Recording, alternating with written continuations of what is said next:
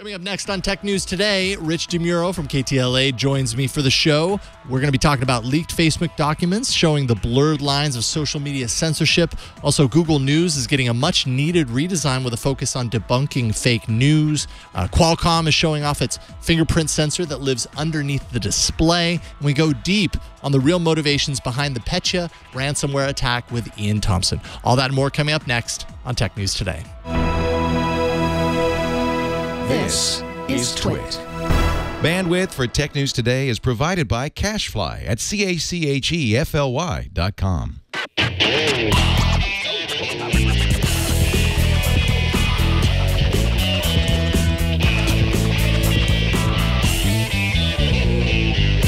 This is Tech News Today, episode 1799, recorded Wednesday, June 28th, 2017. This episode of Tech News Today is brought to you by Blue Apron, the #1 fresh ingredient and recipe delivery service in the country. See what's on the menu this week and get 3 meals free with your first purchase and free shipping by going to blueapron.com/TNT. And by Rocket Mortgage, by Quicken Loans. Home plays a big role in your life. That's why Quicken Loans created Rocket Mortgage. It lets you apply simply and understand the entire mortgage process fully so you can be confident that you're getting the right mortgage for you. Get started at rocketmortgage.com/TNT. Hello and welcome to Tech News Today. This is the show where we talk about some of the biggest tech news stories with people who are passionate about technology. I'm Jason Howell. Megan Maroney is not here, second day in a row. In fact, I think she's still not feeling so hot. Hopefully she'll be back tomorrow. Hopefully you see her face here in the studio tomorrow and she'll be healthy and happy. But in her place today, we welcome back to the show. It's been a long time, actually. Rich DeMuro, KTLA tech reporter. How you doing, Rich? Hey, I'm doing great, Jason. How are you doing today? Doing awesome. It's great to get you back here. I love it when we can bring you on the show. RichOnTech.tv is where you can go, I guess, to find out about all things. Rich, what are you doing these days? What's keeping you busy? So, of course, I'm still at KTLA, which is Channel 5 in Los Angeles. If you happen to be here, I also syndicate my tech report to a bunch of TV stations nationwide. So I do news on a bunch of morning shows from about 4 a.m. until 10 a.m. or now 11 a.m. every morning. All across the nation. And today, we talked about the OnePlus 5, did a review on that. Love that little phone. And, it's just consumer technology. So that's what I talk about. It's, it's just the things that the average person who, probably isn't watching tech news today. They're probably just an everyday person that's just sitting there, and they're watching the news. And I come on and I try to educate them and give them cool things to know about technology, little tips, little tricks, things their iPhone can do, and it's a ton of fun. It's a different audience than maybe who's watching right now, but it's really fun because when you give people these tech tips and they figure out something they can do with their phone that they didn't realize, they just love you for it. So that's kind of fun. That's awesome. And you get the opportunity to kind of bridge the gap. I mean, when you're talking about reviewing the OnePlus 5, that's a device that I think a lot of people in that category of tech enthusiast probably have never heard of that phone because it's really not that easy to find unless you know about it. Yeah, and that's the thing. I mean, to tell people about this, I get so many emails from people saying, hey, can you recommend a phone? And the only two they know about are really the Samsungs and the Apple and the LGs of the world. And so it's nice to say, like, hey, by the way, there's this other phone for like $480, or hey, what about the Moto G5 Plus that's only like $200? This is a perfectly good phone if you just need it for texting and calling. So that's part of the job, is to really open the eyes for people, or be the eyes and ears for people that may not be able to read up on all these tech blogs every day.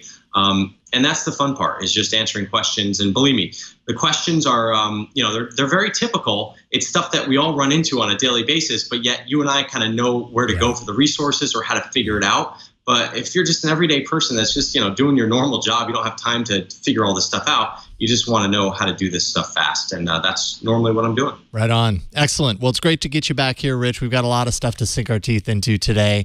One of the topics that we were talking about yesterday actually is kind of blending into today. Actually, a few of them are. We'll start with this one. Yesterday, Facebook announced it crossed the 2 billion users milestone. We talked about it on the show. The conversation on this show focused at least partially on the difficult challenges for a single entity that's managing that much communication worldwide. Now, case in point, ProPublica's piece today that illustrates the challenges for those working to police Facebook's service for expression that crosses the line. Internal documents reveal the guidelines that censors must follow internally to determine the difference between political expression and hate speech. ProPublica says that based on these documents that they recreated, by the way, so as not to out their source, the company is more likely to side with, elites and governments over activists or even minorities, because it basically means that national governments, just in one example, might be less inclined to block the service. And it's a pretty eye-opening piece. It's also very lengthy, very detailed. Did you have a chance to look this over, and what did you think? Yeah, well, first off, I was super confused, and I don't want to be in Facebook's position because this is really tough. I mean, you've got 2 billion people, and like you said, I mean, Facebook wants to be everywhere. When you have 2 billion people, that's not just the US. They are everywhere around the world. And so you're dealing with local governments, national governments, different beliefs that people have, different religions people have, races, classes. I mean, there's so many things that they have to deal with, all on this one giant site. Yeah. And I think what the article's saying is that, they use this one example, that they protect this one class of people, but not another class. But it's really tough for Facebook to kind of come up with what is allowed on here and what is not allowed on here, because that's different for every single person that's sort of looking at it. But they have to come up with some basic overall rules for the world of what they think is okay and what's not okay. Yeah, and I mean, that's the big challenge right there, is for the world, because culture is different no matter how you slice it. I mean, 2 billion users is a quarter of the world's population, as we were talking about yesterday. So trying to police a single network that touches that many people all across the world and does it fairly in the eyes of all of those individual communities and different, subsets of people and everything is next to impossible. So I would like you said, I'd hate to be in Facebook's shoes. It is impossible. And the other thing is, I mean, think about it. If I said Jason Howell is a terrible person, you'd probably want that taken off of Facebook, right? But yet, if someone said that about me, I'd be like, oh, that's really bad. Like, I don't like that. But the reality is, does anyone else care about that? No. Right. So it's like these really weird things of like, if you're the group that's, targeted, or if you're the person that's targeted, of course it seems really bad and it seems like the whole world is falling in. But, this is why, like I said, I mean, reading through this article and looking through kind of and we had, a couple months ago, they had all those slides of like what they were trained, these content what do they call them? Content, they're like, they probably do have an actual name for them. I don't know if it's like censors. Yeah. Or, they have these content reviewers, I guess they're called. Yeah. And I mean, think about that job.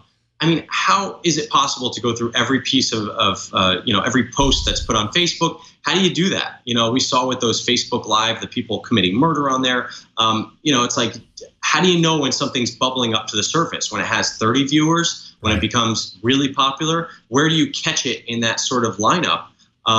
They just have a huge job ahead of them. I think that maybe some of the artificial intelligence, machine learning that they're instituting, in addition to the real people, will help.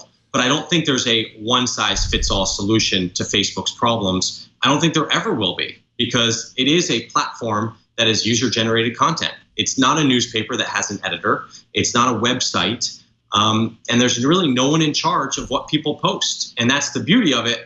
But that's also the challenge of it. Yeah, and it gets even more complicated when you're talking about, and I think we were talking about this just last week, and as results to maybe Twitter or another social media service, which is that it's one level of difficulty to control the network and speech on the network based on text. It's another thing entirely to apply that to video, and that requires a whole new subset of eyes, maybe trained AI in order to really pick apart the video content. That's just a really difficult thing to do in real time. Facebook last month had said that it was doubling the amount of sensors on its service up to 7,500, which in light of how many users and how many posts those users are putting, you have to imagine 7,500 isn't even really, that's a drop in the bucket. It all still depends on someone reporting that so that it's brought to their attention. And then they have to have rules. Imagine that job, by the way. What's that? Imagine that job where your job is to sit there and just, I don't know how fast these things are going across your screen, but to sit there and have to review hate speech, terrible photos, videos. I don't even really understand who wants that job, but it has to be done. But that's got to be pretty defeating at the end of the day to see what people are posting on there. Absolutely. We've only scratched the surface on the ProPublica piece, but you should definitely check it out and look into it, because some really eye-opening stuff. But I think it's a perfect illustration of yesterday's 2 billion number and just the inherent challenges, almost the kind of the corner that Facebook has cornered itself into as a result of its own success. It's not an envious position to be in by any means. And no matter how you slice it, how you approach it, you're going to offend along the way. Not that that's an excuse for Facebook. It has a lot of places that it needs to improve how it detects and how it cracks down on this stuff, but I just don't think you ever make everyone happy. I think it's a no-win situation as far as that's concerned. Yeah, absolutely. Google News, somewhat related anyways, but not really, was in serious need of a design refresh, and it has one with a cards-based design reminiscent of Google Now. They've been kind of moving some of their services into this card-based approach, but the somewhat related piece of this is also a focus on fact-checking with a fact-check widget on the right side of the new Google News homepage that lists sources like PolitiFact and Snopes that'll help debunk some of the day's kind of top items of misinformation that are making the rounds. And Google has been kind of moving in this direction, as has Facebook. Google isn't fact-checking necessarily in this case. They're just surfacing outlets that do, so kind of using their search and their kind of connections into these websites to bring those articles that are being passed around and shared and searched for a lot to the surface, so that people can maybe, when they go there to find news on something that they think is happening, realize, oh, hey, wait, it's been debunked over here, and make that easy for people to see. I think this is brilliant. I think it looks great. It's weird when you see Google kind of reformat things to look new, because part of Google's appeal is, I mean, you log into Gmail and it looks like it's a flashback from 10 years ago. So did Google News. Yeah. So it's a little bit jarring when you go on and it's clean looking and everything is nice, and you've got these you've got a lot of white space everywhere. It doesn't look like an engineer. Everything at the early days of Google looked like some engineer did everything like with the idea of organizing information first and then kind of looked second. You know what I mean? Yeah. Now we're getting into kind of a middle ground where this looks good, but it also has a lot of great features.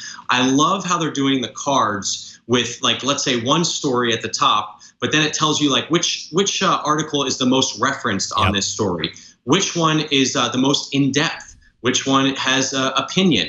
Right. I love how they do that, and I've been using that feature before in Google News when you search for it.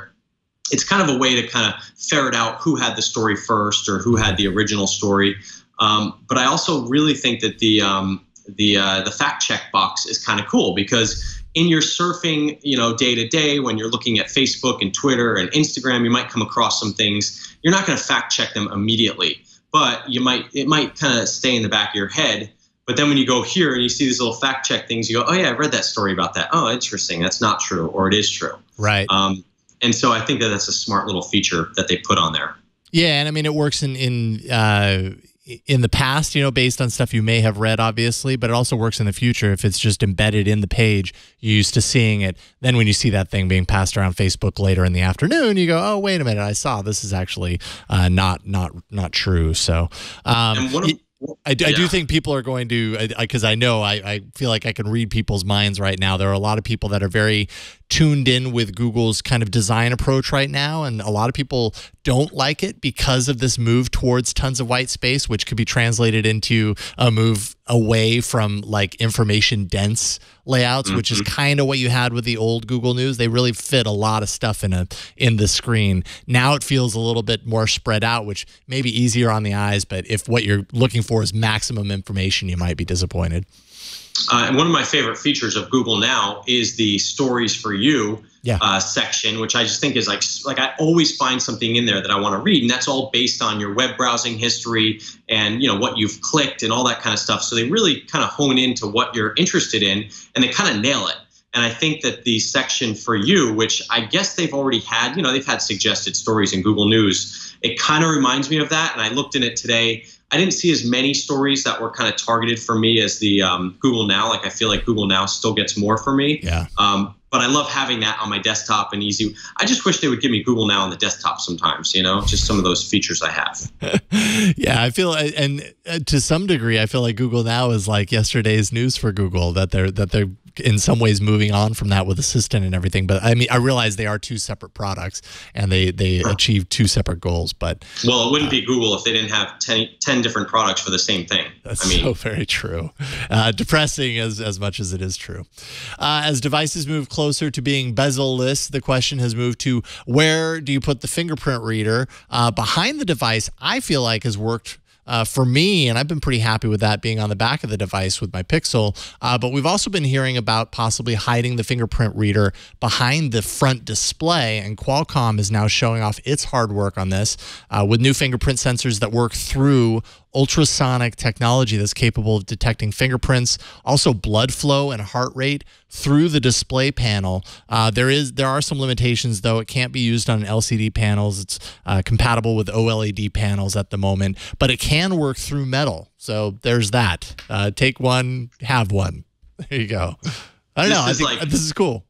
This is like 100% targeted at the two things: the Samsung Galaxy S8, which is a fantastic phone by all means, but the one biggest flaw, and we all know this, is the location of the fingerprint reader. And it's one of those things where like they've got the pressure sensitive home button on there, which is great. And I find myself just like praying sometimes that when I push down hard on that, it's actually going to recognize my thumb and like just unlock. It doesn't do that, but I can see how this is kind of like the killer feature for smartphones. I know, Jason, you said that you like your the fingerprint reader on the back of the phone, like the Pixel, which is great. I think that's a very natural position, but I'm also very open to having it at where the home button is as well on the iPhone or these other phones. The OnePlus 5 has the fingerprint reader on the front. I'm totally fine in that position. So if they can do this under the screen for some of these upcoming phones, I think that's really smart. Of course, Qualcomm saying this had everyone up in arms about the iPhone again, saying this proves that the iPhone will have this. Doesn't prove that, but no. We'll see. And I don't think Qualcomm is necessarily on board. Like, I doubt Qualcomm would be on board for this. So it would be Apple having to make its own deal or create its own technology in order to pull that off, which is not outside of the realm of possibility. But it seems like rumors are kind of pointing to the fact that that won't actually be as part of this next iPhone. But hey, rumors are rumors. I guess you never know. I don't think so, though. I do like having it on the back if it's in the center. I feel like it's a natural progression to pick up the phone and your finger's just right there, and so it's seamless. But I agree with I have the S8 Plus at home, and I've used it quite a bit. And again, same as you, I feel like that home button, it's just begging to have the fingerprint sensor, which it did on any of the previous recent iterations. It's just it had a button there. It had like a call out button. And one of the things that you really like about the new S8 design is the more or less bezel-less design. It would be so seamless to just have that embedded in there. It seems like it was made for it. Yeah, and I think that'll eventually happen with these phones because I don't know. We'll see. We'll see what happens. But I think either way, it's nice to have it under the front screen. I think that there's a preference for people to have the fingerprint reader on the bottom or on the back. With the iPhone, it's always been on the front, but if they're stretching that screen all the way and they move it to the back, it's like you can't make everyone happy all at the same time. So you're going to have people on either side. But I think it's a nice technology because if you want that screen, we can all agree, I think, that the fingerprint reader on the S8 is in the wrong position. Let's put it that way. Yeah, if I would completely agree with that. Yep. It would have been fine on the back. But it's just one of those things where when you pick up your phone, you want to be able to unlock it fast and, like you said, naturally. And that's not what happens with the S8. And so it becomes this thing where you realize that this is not in the right position. Whereas with the Pixel, it feels fine. With the iPhone, with it unlocking so fast with that front button, it's fine as well. Yep. But I think this is technology that we need to have. Qualcomm certainly would not be showing this off if they were a secret partner with Apple. That would be no way. That does not happen. So I think we can guarantee that they are not the partner with Apple on the next iPhone. Yeah, absolutely. Target is kicking off the customer-facing pilot for its new service called Target Restock, aimed squarely at those who might be already using Amazon Prime Pantry or thinking about it for next-day home delivery of household products. Target first announced that it was testing Restock with Target employees in May, and now it's hitting parts of Minnesota, including Twin Cities, for a $4.99 flat fee, which happens to be $1 cheaper than Amazon's offering. Shoppers would then be given a box, and you kind of fill it with items from the Target Restock site. up to a maximum of 45 pounds. Then that box is delivered to your home the very next day. It's all fulfilled and shipped out of your local Target store. So they've got the infrastructure kind of set up to tie it all together and have this delivered to your doorstep next day. What do you think? It's interesting to me how these brick and mortar retailers are kind of, they have the stores, you know what I mean? So they're trying to figure out how can we integrate these into some, high tech ways. We already have the locations. Yeah. And, I tried this with CVS. They had something called like curb stand or curbside pickup, whatever it was, right, where you use the app to order products. I said, well, this might be easier than Amazon. Let me try it. And you pull up to the store. They know from the app that you're standing there and they bring out your order. And I found that it wasn't really easier than Amazon because they're not used to doing stuff like this. And I feel like, with Target, they might be a little bit better, but it's that same idea of like, this store is not really set up to do this sort of operation. They're not as optimized as Amazon is for deliveries and for, picking these products. And, if you've ever been to an Amazon warehouse, it's highly specialized for the way they organize everything, which is, by the way, chaos for the products. Controlled and so chaos. it's controlled chaos. And so with a Target store, it's like, well, the milk is in the back section. The tissues are in this section. It was set up a certain way for retail shoppers to come through. Now you have these pickers to come through and, pick your stuff and put it in a box. And just that alone, Amazon's probably going, we're 5 seconds faster on every box that we can ship because, we know how to get the stuff off the shelf faster. Anyway, the long story short, I think it's great that Target's trying new things. If they make it easy, it's nice that you have it next day. I think they've made this pretty fast. I think they should not have a flat fee. I mean, if they really want to compete with Amazon, why not make it free, not $1 less? Because if I'm already a Prime member and I've already, people that are doing Prime Pantry have like these crazy lists set up of their stuff. And when they want more stuff, they just reorder. So now you have to put all of that effort into setting this up on Target just to try it out. Why don't you make it free, just to get people in? Yeah. Now I've seen little offers here and there. Like if I choose to have my Amazon Prime item shipped later, like not speedy delivery or whatever, you end up getting. Exactly. I've done that a few times. I've been like, okay, cool. I got a $5 credit for a Prime Pantry. I've never once filled up a box in Prime Pantry and had it shipped to me. But I started and I never finished because it was too much work. Yeah. I was like, wait a minute. I'm even being gifted like $5 for this and I'm still choosing not to do it. But in looking into it, from what I saw, it's different from Amazon Prime in that it delivers within 4 business days instead of being the normal 2. If that is actually the case with Prime Pantry, 4 business days versus Target restock the next day, at least they've got that. But they're still only in like a few markets, only in Minnesota. This has not rolled out beyond. So it's definitely early days, as far as competing with Amazon on their own turf. They're not quite there yet, but that could be a big up, Yeah, I mean, like I said, yeah, exactly. I mean, like you said, I mean, it is the next day, which is nice. So, I mean, you do have that immediate gratification compared to the Amazon. But I mean, how are they delivering these? I mean, are they using UPS or a regular carrier? Because these boxes are 45 pounds, right, which is expensive to ship. So the whole thing, I mean, it's kind of like that thing where Amazon and now Target, they're trying to get you to order those bigger items that are heavier, that are costly for them to sort of get to you. But they're saying, look, if you fill up a giant box of them, I guess it brings our cost down. I still think it's crazy 99% of the time when I get something delivered, whether it's a tiny thing or whether it's a giant heavy thing, that they can deliver it and still make a profit on that. Yeah.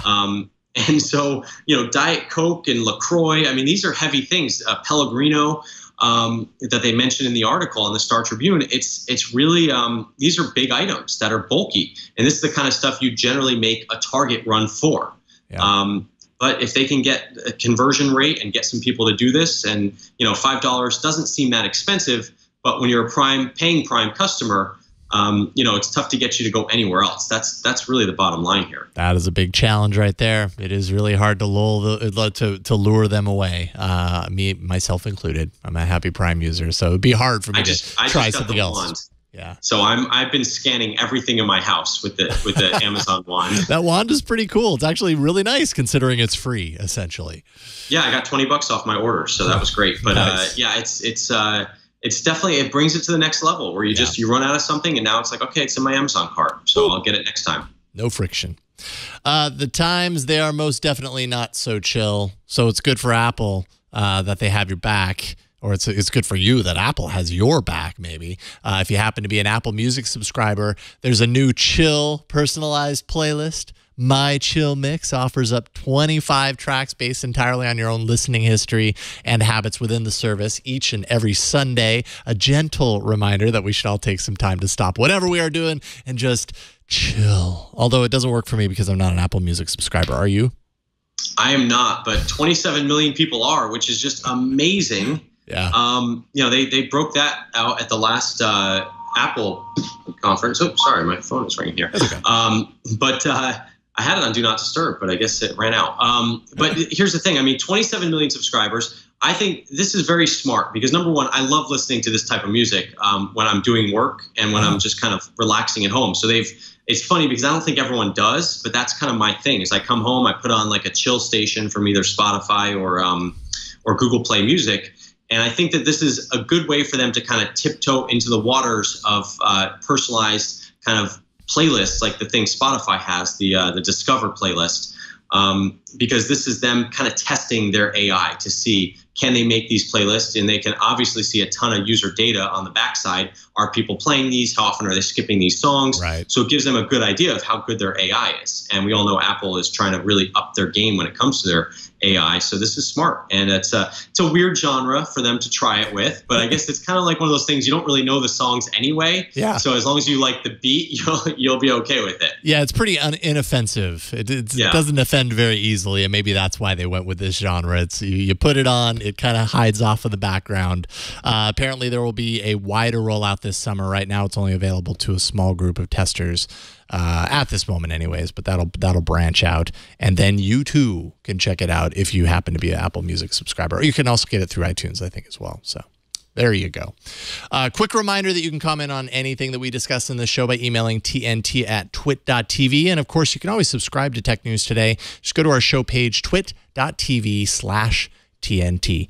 Coming up, Ian Thompson from The Register joins us to take a little bit of a deeper dive. Yesterday, we talked a little bit about the Petya cyber attack, and we're going to get further into that today. But first, let's take a minute to thank Blue Apron. They're the sponsor of this episode. And I'm sorry, Rich, you're going to get hungry right now because there's lots of good food here. Cooking together builds strong family bonds, and Blue Apron's mission is to make incredible home cooking accessible to everyone while supporting a more sustainable food system, setting the highest standards for ingredients, and building a community of home chefs. And I mean, we've been getting the Blue Apron boxes at our house. Not only is it delicious, but it also takes a little bit of the pressure off of our work week. We always plan out our kind of menu for the week on the weekend for the following week. And on Blue Apron weeks, it just makes everything that much easier. It's awesome. Takes the pressure off. We know it's going to be good food. It's perfect. For less than $10 per person per meal, Blue Apron delivers seasonal recipes along with pre-portioned ingredients to make delicious home-cooked meals in 40 minutes or less. It does not take very long to make these meals. There's no weekly commitment, so you only get deliveries when you actually want them. You can customize your recipes every week based on your dietary preferences, choose from a variety of new recipes every week, or you can even let Blue Apron's culinary team surprise you. And just a few ideas here of upcoming meals. Seared chicken and creamy pasta salad with summer squash and sweet peppers. They also have creamy shrimp rolls with quick pickles, which is fun to say, and sweet potato wedges. Fresh basil fettuccine pasta with sweet corn and cubanelle pepper. And then also chili butter steaks with Parmesan potatoes and spinach. That could be your menu for the week. Blue Apron has established partners with over 150 local farms, fisheries, and ranchers across the U.S. By shipping the exact amount of each ingredient required for recipe, Blue Apron is also reducing food waste, not to mention making their recipes that much easier to do. You just throw all of that vegetable in and you're moving on with your recipe. And their freshness guarantee promises that every ingredient in your delivery arrives ready to cook, or they'll make it right for you. Check out this week's menu and get 3 meals free with your first purchase and free shipping. All you have to do is go to blueapron.com/TNT to check it out for yourself. And you're going to love how good it feels and tastes to create incredible home-cooked meals with Blue Apron. You're going to feel like a chef. Don't wait. Go to blueapron.com/TNT. Blue Apron is a better way to cook. All right, so on yesterday's show, Engadget's Carrie Davis and I briefly discussed the emerging new threat known as many things, but primarily Petya. I think I'm saying that right. But the story is getting a bit more intriguing. So to help us unpack it all is Ian Thompson from The Register. How's it going, Ian? Oh, pretty good. Pretty good. Yourself? Doing okay. Slightly, I don't know, should I be worried about Petya? I'm not quite sure that I've done what needed to happen in order to let Petya into my life. But give us a quick rundown on how all of this began. Okay, well, based on the best experience we've got, on the best knowledge that we've got at the moment, then the whole episode seems to have stemmed from a hacking attack on a Ukrainian financial services company called WeDog. Now, hackers unknown managed to get in there and use their software update facility to push out what looks at first sight like a piece of ransomware to a very large number of people indeed. This then used network shares to spread around internally within companies' computer networks, but it doesn't at this stage appear as though there was an external method of propagation. So there was no scanning of open ports on the general internet. It's just if you got this on your network, it then tried to spam itself out to every other computer on the network. Now, as I say, it looks like ransomware, but at the same time, it differs in certain key areas, which leads one to suspect that the actual purpose of this wasn't to collect money, it was to cause mayhem. And my goodness, didn't it do that well. Yeah, well, it seems more and more mayhem. It's almost a daily occurrence at this point. Mayhem is served up like on a plate daily. So you say, obviously, it began in large part in the Ukraine, and it has spread out beyond. But do we actually know how it is spreading? If that's not part of its game plan, it doesn't spread by itself. So does that mean someone is implanting it specifically, or someone's clicking on the wrong link? How's that happening? Well, okay, the Ukrainian police are saying that a small number of phishing emails have been found, but it's suspected those were used to actually get into the financial services company itself. What you're seeing with, Maersk Shipping, who controls 16% of the world's container fleet, they got it and went down. WPP, the world's largest agency, everyone there is working from home at the moment while they repair their networks. DLA Piper has got it, and although FedEx haven't confirmed it yet, it's strongly suspected that TNT Express has got the same thing, which is why they're warning customers that delays are getting in. Now, in some cases, Maersk were actually advertising for somebody who is familiar with this bit of software, so it's reasonable to assume they were using it. What we suspect is happening with other offices that have been hit by this around the world is that they had sub-offices within the Ukraine, and they configure their networks in such a way that it couldn't stop the malware from moving sideways into other office networks around the world. So it doesn't appear as though this is being spammed out via email attachments. There's nothing in the malware itself which is pushing it out to people who it hasn't already infected outside of a corporate network. So at this point, it's really down to bad luck and bad network management if you've actually got it. So if it's not being pushed out through these emails, and these phishing emails, then how is it getting on the systems in the first place? And for the average network, these are big corporations that you would think would have some pretty good precautions in place against stuff like this. How are they getting infiltrated this easily? You just mentioned at least 2 giant corporations, and at least a third that I'm not really familiar with, but sounds a little bit smaller. But do they not have the proper precautions in place? Well, not really. What they did was, and Microsoft warned about this sort of attack in May. What they actually did was get into the financial services company itself, get access to the server that it uses to issue software updates, and then use that to spam out the malware to everyone that was using that bit of software and had got updates to be set up to be loaded and run automatically, which, from the looks of it, was the vast majority of their user base. So they were subverting the trusted software management systems within the company rather than attacking each individual company separately. Wow. That's pretty smart. And I saw that Microsoft today, they had a blog post about how they're going to be incorporating more artificial intelligence and machine learning into kind of stopping these types of attacks.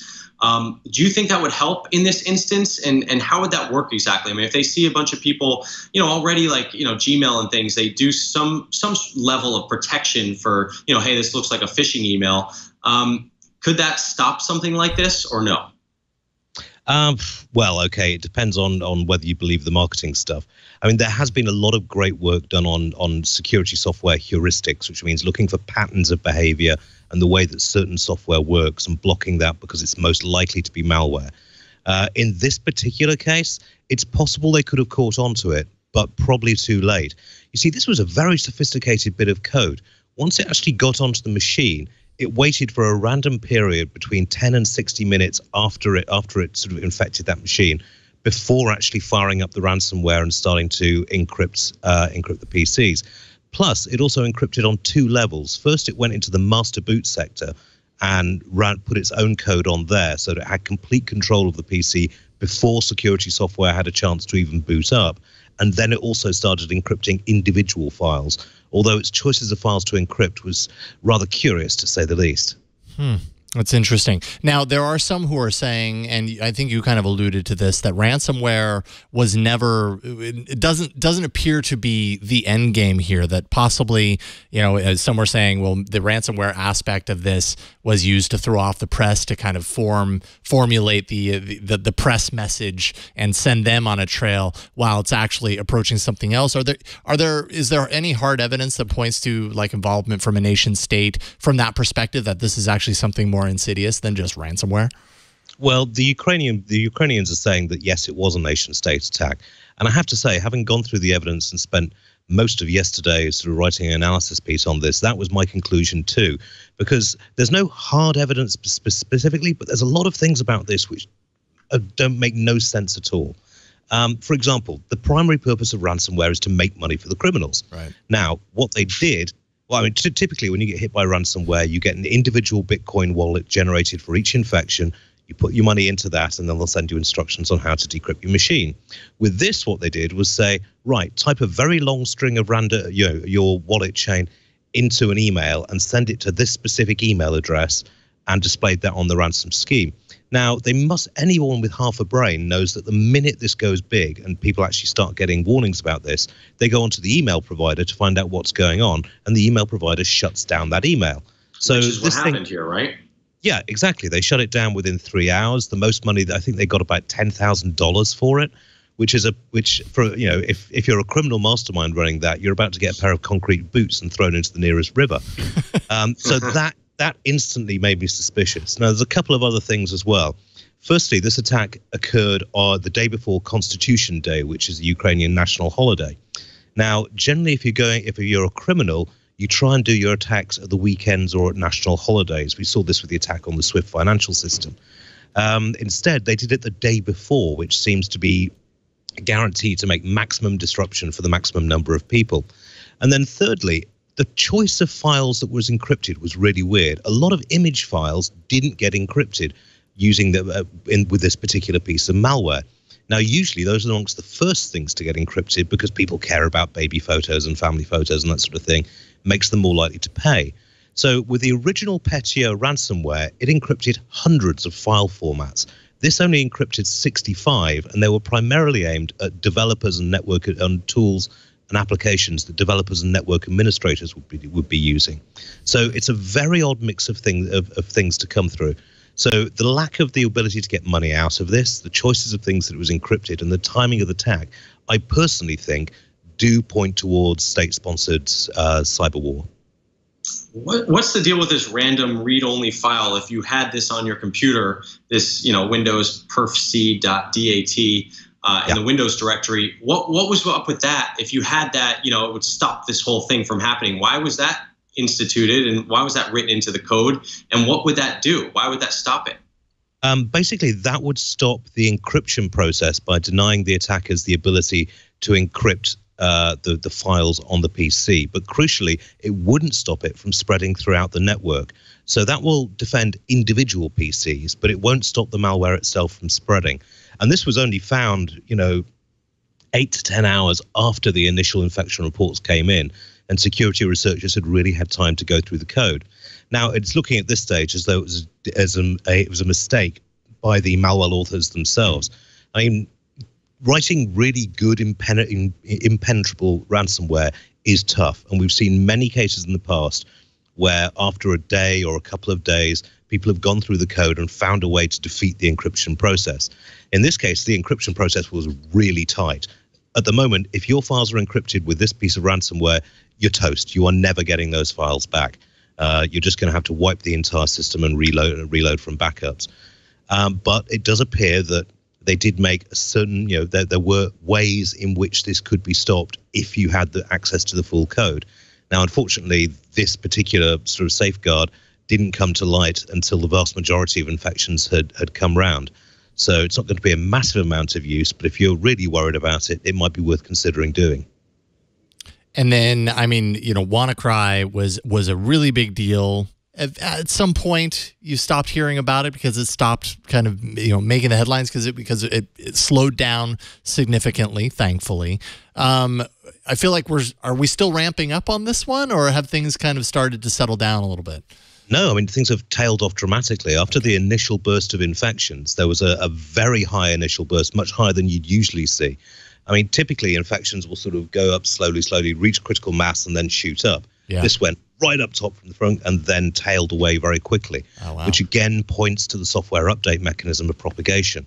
So, but again, which is not a usual way to spread malware. I mean, it's been used by hackers in the past to target individual companies and their customers.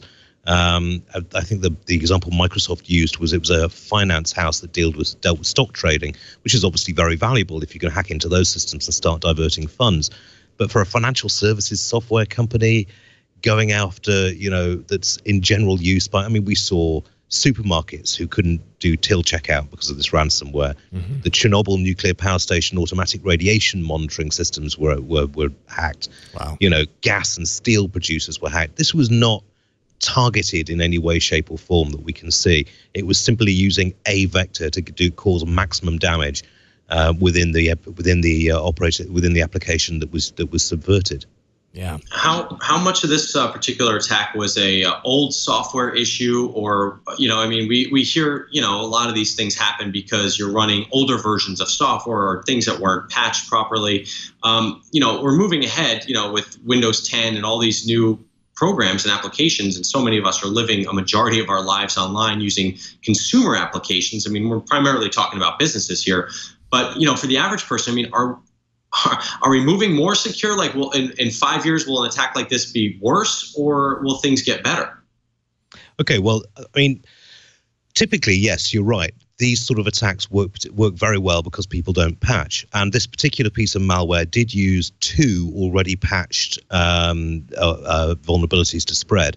The SMB flaw that was used by WannaCry and a flaw in Microsoft Office, which would allow privilege escalation. And that was patched back in March, I believe.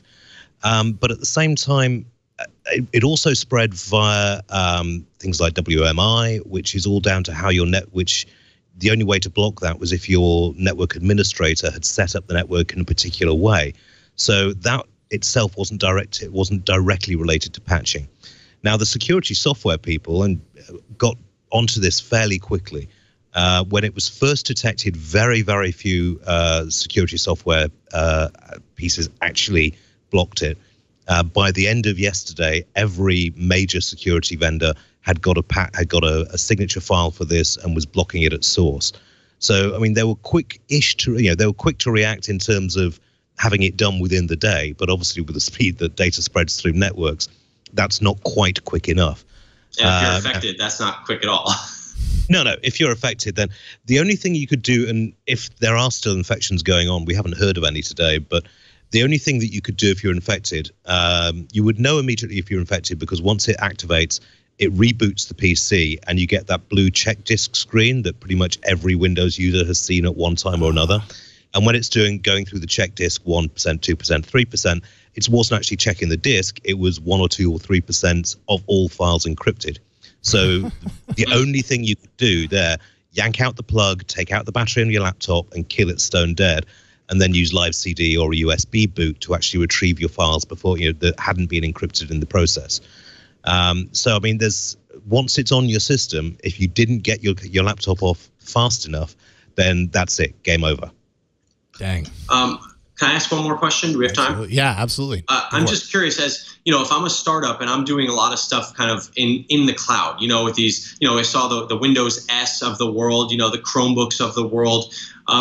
Does that sort of make my system safer because I'm doing these things that are not, these old school servers that I have? I mean, obviously you have to have some of those, but I mean, for employees and stuff like that are moving to these web-based systems, is that more secure, or are we just going to see more exploits of the web-based systems in the future?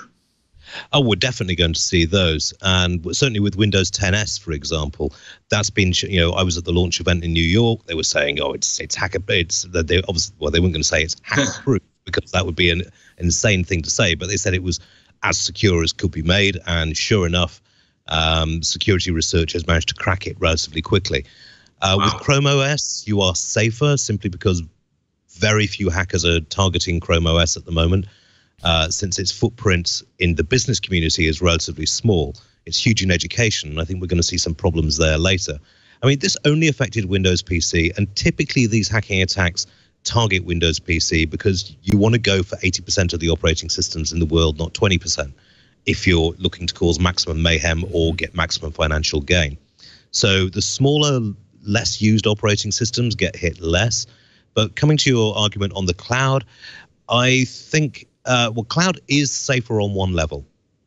Yes, if your computer is completely pwned, they'll have all your passwords and they can access your cloud accounts anyway.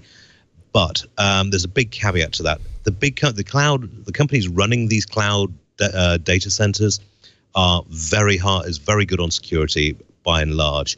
But as more and more of our data gets stored and run up there, these are going to become targets for hackers as well. And there hasn't yet been a software system built or a hardware configuration run which can't be cracked at some level. So yes, they provide a little more security, a little better security, but things will change. This is a constantly evolving situation. It's what evolutionary scientists call the Red Queen situation, where one side runs faster, the other side runs faster to catch up, and it's a constant race going forward. Wow. Yeah, it's a moving target, always, especially, I mean, yeah, right, with the cloud becoming more and more important and more ubiquitous across all of these, enterprises, it's going to be more of a target. So oh, yeah, and I mean, if they do actually manage to subvert a cloud data centers of, say, Amazon or Google or Microsoft, the knock-on effects are going to be huge. And it's really going to cause the industry to sit down and think, right, we've got to do a fundamental rethink on this. And hopefully they can do it before disaster strikes. Yeah, right. I just worry about when I log on to Google Photos, seeing all my photos sort of disappear like a Hollywood movie, like as they all get. Yeah. That's my biggest fear. You don't want to lose those kid photos. And I think, like you said, yeah, as everyone starts to rely on the cloud for their data, it's like almost like a bigger issue of, is Dropbox now the target? Is Google now? Yeah, it's crazy, but okay. Well, and interesting, great insights. In that regard, then you have to, if you're worried about your photos disappearing like you guys just did. No, come back. There we go. I'm blind. You have to do your Google takeout. Do the takeout now. And do it on a regular basis and make sure you have a backup to your backup to your backup. You know what I mean? Exactly. And I know people say that, but you have to actually do it. You have to actually do it, right? You have to do it. But I mean, the advice for defeating this or any other ransomware hasn't changed in the last 48 hours. You back up regularly, you back up completely, you shut down any ports or any application processes that you don't need, and you patch constantly. You make sure you're constantly up to date. Yeah. Now, if you've got backups, ransomware can't hurt you. And yes, it's a pain in the fundament to actually back up every week, but it's something that people really should be building into their schedule. Just automatically do it. Set up a disk on your computer. You can set up scripts to make it happen automatically, but just back up constantly, because otherwise, if you do get caught out, you lose the lot. Yep. Lose big time. Ian Thompson, always awesome getting you on. Thank you for coming on and giving us the lowdown on this. Of course, theregister.co.uk. You can always find Ian on this show. We bring you on very regularly, and we really appreciate it. Indeed, I'm on Sunday, in fact, at Twit. So I'll be partying with Leo. Fantastic. All right. Have a fun party with Leo. We'll see you soon. Will do. Have a good day. Bye-bye. Take care. Thank you. All right, coming up, AI, it's what's for dinner. But first, let's take a minute to thank Rocket Mortgage, the sponsor of this episode. The mortgage experience wasn't keeping up with the times. In fact, it was dated and it needed a client-focused technological revolution. And that's why Quicken Loans created Rocket Mortgage. Rocket Mortgage gives you the confidence that you need when it comes to buying a home, or maybe you're refinancing your existing home loan. You can do that as well. It's simple. It allows you to fully understand all the details and be confident that you're getting the right mortgage for you. Because when you're jumping into a mortgage, be it a refinance or a new mortgage, you want to be confident, let me tell you from experience. It's convenient. Their trusted partners allow you to share your financial information with Rocket Mortgage at the touch of a button. That's all it takes. It's powerful. Whether you're looking to buy your first home or your 10th, Rocket Mortgage is able to perform thousands of calculations in seconds. Based on your income, assets, and credit, Rocket Mortgage can analyze all of the home loan options for which you happen to qualify for and find the one that's just right for you.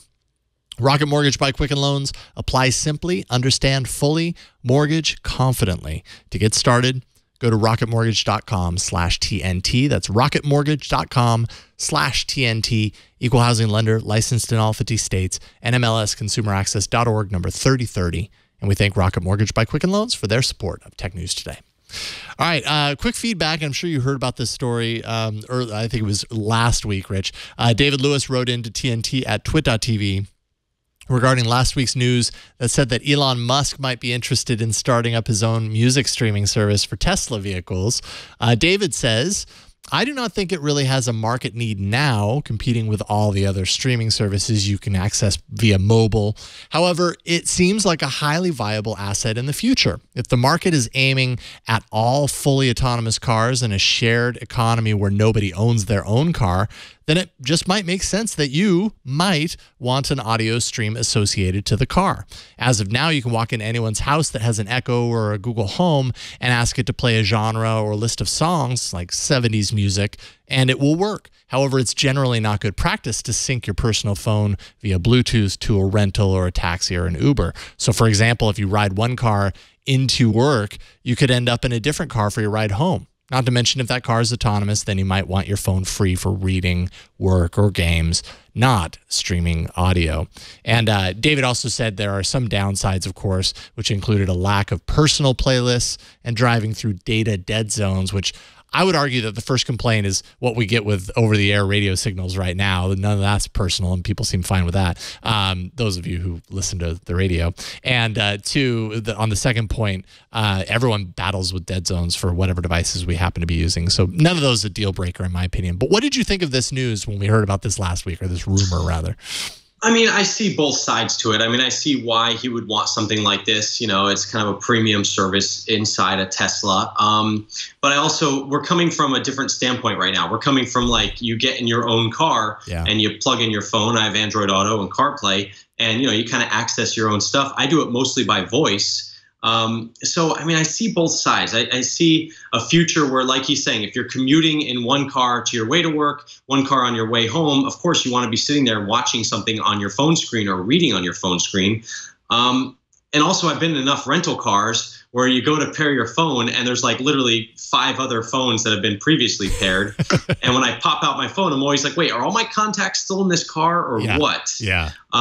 So I see both sides. I mean, I personally don't really see the point of having a special Tesla service. Like, I think they can just partner with someone like Spotify. Yeah. And you could also do things like maybe when you get into the car, you scan a QR code on the big screen from your phone, and it kind of syncs you up to that car for the time you're in it. So, I mean, there's a lot of ways they can tackle this. Yeah, absolutely. I think you covered the bases on that one pretty well. And maybe we don't understand the long play on this either. Yeah. Maybe it's something completely different from that, but all that makes a whole lot of sense to me. TNT's fan of the day is Nick Burklow on Instagram, who actually sent us this picture saying he's watching Twit and Tech News Today in the best company. You can see little baby down there. Says, quote, he eats books and I keep up on the tech news. Perfect. Hopefully the baby doesn't eat the whole book, just the corner. That I can get behind, but you know, you've got to watch the diet, I suppose, the book diet. Yeah, too much paper is bad for the digestive system. I'm guessing so. Yeah, I've never really eaten paper. I know there are people that do, and no qualms. Nothing against paper. You've never taken a little bit, like a little bite of paper? I mean, I've taken a bite of paper. I know I've done that. I just don't know if I've ever gone the full way and just swallowed actually the paper. Consumed it. Okay. I don't know if I could go there. Show us how you watch or listen to TNT. Just record a video or take a picture of yourself or your setup. You can post it on Instagram, Google+, Twitter, or Facebook, and use the hashtag HowIWatchTNT, and we'll find it and feature it.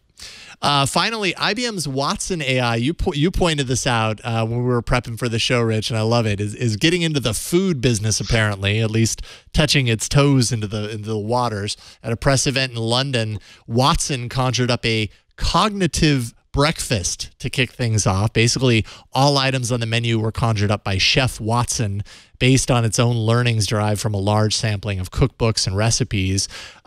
Choice items from the menu: roasted spiced rhubarb yogurt with dates. Okay. I mean, that's in the realm of okay, I think. Milk chocolate and peanut butter cookie sandwich. No real points for originality, but I'm sure that'll make people happy. And then I think they did some lunch items as well, right? Tanzania Lithuanian bagels with pickled carrots, ham, and cream cheese. I don't know. Don't forget the Swiss Thai asparagus quiche. Quiche. And a corn and nectarine salad, tomato tart. Could you imagine these chefs that actually had to put these together? They're just sitting there. It's kind of like having your boss tell you something to do, and you're just like grumbling and bumbling the whole time. Now really? Now I'm taking orders from a robot. But I love what I love Watson. I think that this is the future of kind of consuming large amounts of data and coming up with all these different hypotheses out of it. And you got to give IBM credit for continuing to kind of try this machine learning system in different ways, or AI. I don't know what it is. I guess it's a combination of both. Yeah. But the milk chocolate and peanut butter cookie sandwich, I'm not sure, was that dessert or was that actually I don't know. I don't know either, because it was listed, at least in the terms of the article. It was the Next Web's Matthew Hughes that went to this and wrote about it. It was listed kind of in the breakfast area, which I don't know if I'd consider that a breakfast item, but some days maybe. Yeah. I mean, it's not like I haven't eaten cookies for breakfast, but I don't know if I necessarily tell my kids, hey, it's breakfast time. How about I serve you some cookies? Yeah. The delightful corn and nectarine salad. That sounds like almost the most normal thing that this Watson came up with at the event. I think what I'm curious about, yes, bravo to IBM, because Watson may have been one of the earlier examples of consumer-facing AI because of its appearance on Jeopardy years ago. Now I feel like we hear about AI all the time and machine learning systems and all this kind of stuff. Watson was there battling on Jeopardy quite a long time ago. But I think what I'm most interested about when you're talking about creative, kind of this move for robots into the creative world and how we as humans interpret robot creativity, is whether they come up with something that is so outside of the box but yet works so well that humans have not created yet or not devised before. I would love to find that recipe. What is that recipe that the robot created that we've just never even thought to go there, and then we go, wow, that robot actually knows what it's talking about? Well, it definitely was not at this luncheon, that's for sure, because it's one of these things where I'm sure that the robot came up with the recipes and maybe they had to tweak them just a little bit because there might have been some weird spice or something in there. But it is arsenic. It's one of these things, throwing a lot of exactly. But it's one of these things that just kind of you think that the humans are right in certain ways. They have that little bit of extra oomph that it's like, okay, my chef at my local restaurant is not going away anytime soon. But in general, whenever I make any of these recipes, I'm always amazed in general who in the world came up with this in the first place, sitting there kind of figuring out the exact amounts and stuff. So totally. I'd rather have a chef at this point, I think, than a robot, but I'd try it. At this point, so you're saying there's a chance. Of course. Yeah, somewhere down the line, a robot could be cooking for all of us. Rich DeMuro, it's great to have you on, man. Thanks for taking time out of your night and being patient, because we got a little bit of a late start. I really appreciate it. No worries. This was a blast. Love being on the show. You guys are doing a great job, and you guys if you're watching, you never heard of me, you can check me out at richontech.tv, or look for me on one of your local channels. See if I show up there. Excellent, and you just might. Rich, would love to have you back. We'll talk to you soon. We'll bring you back hopefully soon. Thank you, man. All right. Thanks for having me on. All right. Great talking with you. TNT records live every Monday through Friday at 4 p.m. Pacific, 7 p.m. Eastern, 2300 UTC at twit.tv/live. Normally, anyways, unless we get a little bit of a late start like we did today. But that's okay. That's part of live, I suppose. You can be part of the show by emailing us, tnt@twit.tv. You can leave us a short voicemail, 260 TNT Show, and find us on Twitter. We're at Tech News Today TV.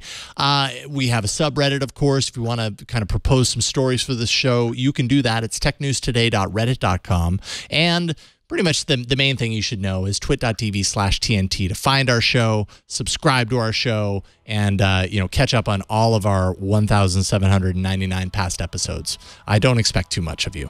If you want to tweet at me, I'm at Jason Howell on Twitter. Thanks to our technical director, Brian Burnett. Thanks to Berg for helping out in the studio. Appreciate it. Thanks to Kevin for editing the show today. And thanks to you for talking tech with us today. We'll see y'all tomorrow. Bye, everybody. High five. High five. Oh. Wait, which way? It never works.